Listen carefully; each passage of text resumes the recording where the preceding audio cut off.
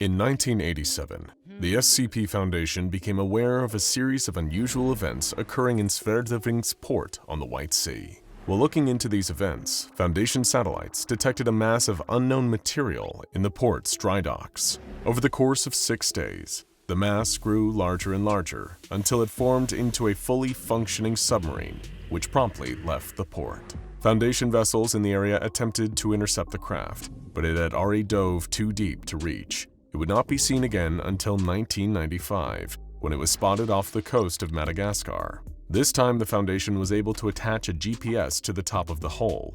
3 months later, containment procedures were adopted, and the submarine was classified SCP-2956. SCP-2956 is a Project 941 Akula-class Soviet submarine that is traversing the oceans of the world in a pattern that appears to be semi-random. SCP-2956 is able to dive to depths unusual for its class of submarine, and is also able to dive at an exceptionally fast rate. SCP-2956 spends the majority of its time traveling the world at a depth of around 1,200 to 1,500 meters below the surface. Though the route varies, the submarine usually passes through the Bering Strait at least once on its journey. Because SCP-2956 is a Project 941 submarine, it is presumed to have an arsenal of torpedoes on board. However, it has never attempted to attack civilian or Foundation vessels, as far as anyone can tell.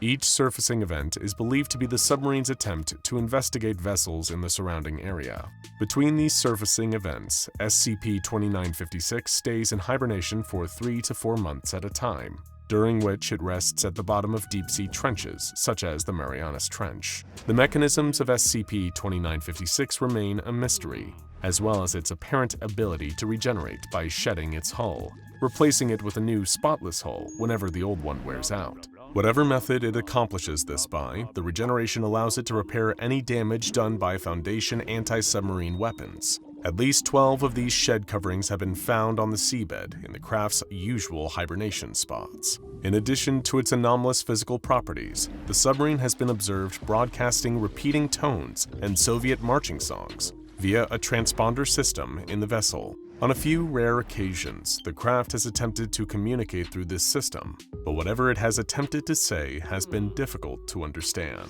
The submarine was originally thought to be autonomous, but the Foundation later discovered that the submarine is controlled by an entity referred to as SCP-2956-1.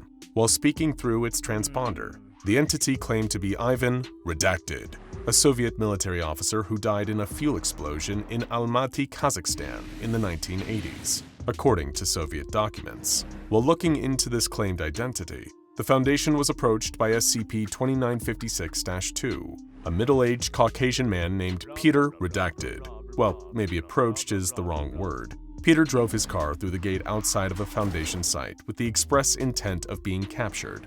After he introduced himself. Peter defected from the Russian government in 1991 and became a U.S. citizen. He had prior knowledge of the Foundation due to his time in the Russian government. The Foundation performed a hip cortex neurological analysis on Peter and found that he shared a Class 4 telepathic connection with SCP-2956-1. What's more, Peter claimed that the entity in the submarine was his biological brother, Ivan. Through this psychic connection, Peter was able to receive messages from Ivan, as well as hallucinations and images. Whenever Peter was asleep, SCP-2956 would become more active, implying that its activity levels are directly tied to the psychic connection. Dr. Froon of Site-77 was able to sit down with SCP-2956-2 for an interview after he was given a room at the site. His stay there was technically optional, but highly encouraged. She introduced herself and asked him to tell her more about his brother, Ivan. Well, I guess I'll start off by saying he was my younger brother. We only had each other to begin with. Our mother was always out, busy. His life took a somewhat different turn. He rose up in the military after I had enlisted him, because he was too shy to do it himself. He really made our mother proud, and every other comrade, really. I didn't hear much from him until the event. This piqued Dr. Froon's interest, and she prodded more for information on this so-called event. He died, to put it simply. Died in the fuel explosion somewhere. They showed us his body burnt and unrecognizable. They took it away, cut it up, repurposed parts of his body in the lab somewhere. Then they took his consciousness, removed it from his brain, and placed it inside a computer. He told me how his world was 2D, completely incomprehensible to the mind. He was noticeably different after that. It was quite obvious how removing his mind from his body had messed with him. After this, Peter explained they must have put Ivan's consciousness into the submarine somehow. He elaborated. They put me through some treatment, which is how I was able to communicate with him. I was unconscious for most of it, so I don't really know what happened. They just released me after a couple weeks, and I got back to my government job, and I've been able to communicate with him ever since. However, Peter went on to explain he rarely communicated with Ivan. If he did, Ivan would open the floodgates and bombard him with hallucinations and images. Ivan, he said, would often describe being in a great deal of pain and would discuss his belief that if he completed his mission, the GRU would somehow turn him back into a man. What was that mission? Dr. Froon found the answer during an analysis of the submarine. Ivan was tasked with launching nuclear warheads after the USSR fell, but Peter was able to keep him in check. I act as a mental firewall, stopping him from launching nukes and attacking vessels. My job was to give him control when the time was right, all the way up to Glasnost, although they were banking on me not defecting in '91. I know that if I gave him the keys, he'd do it, no doubt. He sees it as his only option, really. This was the reason for the mental bombardment, the hallucinations, the troubling images, the pleas for help. Ivan was trying to get Peter to give in and let him take full control. They concluded the interview with a promise from Dr. Froon that they would speak again soon. When they did, Peter was doing much worse than before. Ivan was hitting him harder than ever. He suggested that he be given less time to sleep, but Dr. Froon rejected this proposal. He was already sleep-deprived enough, but Peter would not be swayed. He told Dr. Froon, I think Ivan is planning something. He keeps trying to grab the controls whilst I'm asleep. I've become quite adapted to waking up in time, but it's starting to get mentally taxing. It's getting harder to concentrate. Why are you here? She was there to learn more about what Ivan had been sending. According to Peter, Ivan was beaming footage directly into his brain. There were Russian marching songs, Karl Marx quotes, and a 3-hour documentary about the Russian Revolution. At this point in the interview, Peter began to sweat and stare at the corner of the room. He was suddenly overtaken by a vivid hallucination. I think it's meant to be Ivan. When he was young, it's quite fuzzy all around the edges. He's throwing a ball against the wall of the room. I think it's his favorite ball when he was 10. When he does something like that, it gets hard to hate him. It reminds me of better times, Doctor. Ivan did this yesterday whilst I was trying to sleep. Some faceless commissar appeared by the side of my bed and started lecturing me about communism and society and everything, then went on a tangent about the woods near our old house. I want you to understand how hard it is to concentrate on anything whilst a man is screaming in my face, asking if I'm hiding the Tsar under my floorboards. This room doesn't even have floorboards. Dr. Froon expressed concern regarding Peter's mental and physical state. She also reported issues with SCP-2956, which were becoming more and more frequent. While Peter was asleep, the submarine attempted to ram one of the Foundation's vessels, which were attempting to monitor it. Dr. Froon proposed a solution. Peter could try to speak with Ivan and lure him to the surface. Somewhere he could be trapped. Peter bristled at the suggestion. Ivan doesn't deserve to be treated like an object. He does not deserve to get locked up in a pen and tested on. You lied to him, just like the GRU lied to him about bringing him back and fixing him. I'm not able to anyway. He has severed my line of communication. I cannot speak with him. After a bit of back and forth, Peter asked Dr. Froon to make him a promise. When you do attempt to destroy the submarine, which I know you will try, make sure you kill Ivan as well. Do not leave anything behind. Completely destroy it and leave nothing behind. I don't want him to be conscious down there. Even if the first thing he tries to kill with a missile is me, he is my brother, and in a way, I want what's best for him. At this point in the conversation, the hallucination of little Ivan returned. Peter became overwhelmed with grief and asked for time in a reduction chamber to give him some peace of mind. 2 days after this interview, Peter collapsed in his cell from a sudden seizure, which triggered cardiac arrest. At this exact moment, a missile was launched from SCP-2956, breaking the surface of the water and targeting the SCP vessels by surprise. The missile was on its way to its target, the city of Paris, when Peter was revived by medical staff. The missile's propulsion system spontaneously failed, and the missile lost momentum, falling into the Bay of Biscay without detonating. Dr. Froon met with the recovering Peter, who explained that Ivan had been hitting him even harder, bombarding him with new images, including a troubling image of Ivan in a field. In this field scene, Ivan was standing at the bottom of a pile of wood, surrounded by 6 people strung up on crosses. Once, the people were the Romanovs. Another time, it was businessmen. Then, it was Peter himself. Just before his seizure, Peter had been watching the television in his cell, when the footage changed to depict VHS footage of him and Ivan as children, playing in the garden before their mother called out to them. Next, the footage cut to him and Ivan walking down the road towards school. Ivan turned to look at the camera, as if he knew they were being filmed. Next, the classroom, Ivan and Peter being filmed there by the strange men with the camera.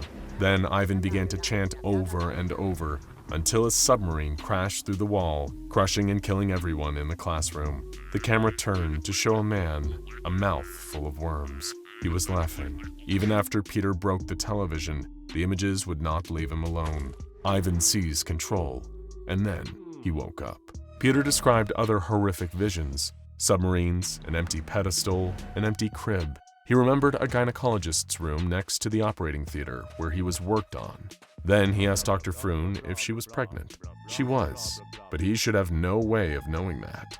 Shortly after, Peter was physically attacked by his hallucinations. 60 humanoids invaded his containment chamber and attacked him, bludgeoning him with instruments and strangling him with violin strings. Shortly after, a series of sentences written in Cyrillic appeared on the eastern wall. They translated to, "If you're locked up and I'm a submarine, we'll always have each other. Don't trust them. I didn't mean to hurt you." Peter broke down crying and refused to speak anymore. At this point, the Foundation designated SCP-2956 a level red threat to humanity. There could be no more waiting around. They had to find a way to neutralize it. When SCP-2956 dove down towards the bottom of the Java Trench, the SCPF faithful attempted to establish contact. The voice that was heard was not Ivan's, but rather that of one of the men who did this to him. The psychologists have done a lot of work to mentally prep all candidates in our project.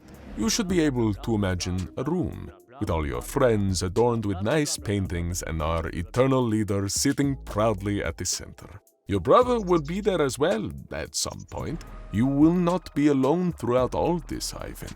We have been kind enough to allow you to have some semblance of company, even if it's only psychological. We are not monsters. You always wanted kids, right? That's what everyone wanted. Well, soon you'll be kept occupied by a lovely bundle of joy. But we're still working on that. Obviously, no one is going to give up their own kid for the project. During this communication, Foundation operatives placed a nuclear warhead along with a bath escape, which would allow them to destroy SCP-2956. After the recording being broadcast by the submarine finished looping for a 4th time, a D-class was ordered to detonate the bomb. The bath escape was destroyed along with SCP-2956. It hit the seafloor, and it was still.